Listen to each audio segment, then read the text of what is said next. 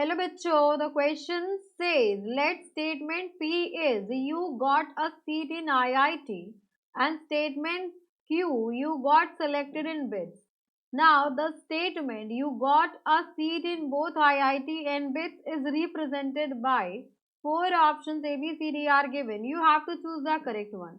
तो हमें ये बताना है कि कौन सा ऑप्शन आपको रिप्रेजेंट कर रहा है गिवन स्टेटमेंट को. You got a seat in both IIT and BITS. तो यहाँ पे देखिए इस क्वेश्चन को सॉल्व करने के लिए हम की कंसेप्ट यूज करेंगे. तो यहाँ पे आपका रिक्वायर्ड की कंसेप्ट होगा negation of P implies Q is equivalent to. यहाँ पे इसको हम ले लेते हैं स्मॉल लेटर्स में.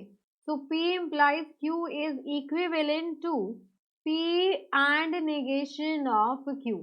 अब यहाँ पे जो गिवन स्टेटमेंट है वो क्या है आपके पास. Statement is you got a seat in both IIT and BITS. आपको सीट मिलती है IIT में भी और बिट्स में भी.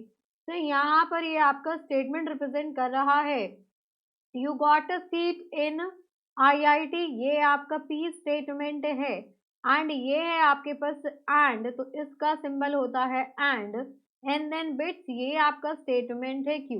तो गिवन स्टेटमेंट को हम रिप्रेजेंट करेंगे P एंड Q से.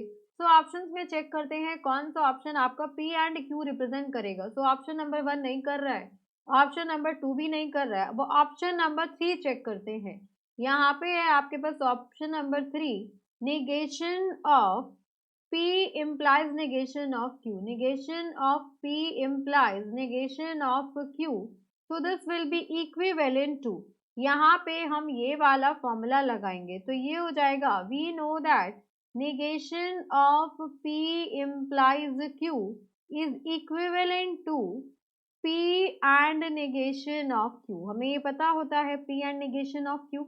तो यहाँ से आ जाएगा आपके पास, यहाँ होल के बाहर निगेशन लगाया है तो ये हो गया आपके पास P and negation of, already आपके पास निगेशन ऑफ Q है.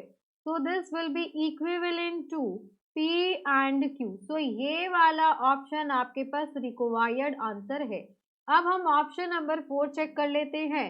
तो यहाँ से ऑप्शन नंबर 4 है आपके पास negation of P and negation of Q. तो जैसे ही नेगेशन से ये मल्टीप्लाई होगा तो यहाँ पे नेगेशन से नेगेशन कैंसिल आउट हो जाएगा, ये एंड आपका और में कन्वर्ट हो जाएगा और ये हो जाएगा आपके पास P और Q and this is not equals to P and Q. तो ये वाला ऑप्शन आपका आंसर नहीं होगा. तो for this question option number 3, negation of P implies negation of Q is our required answer. Hope you understood it very well. Thank you so much. Best of luck.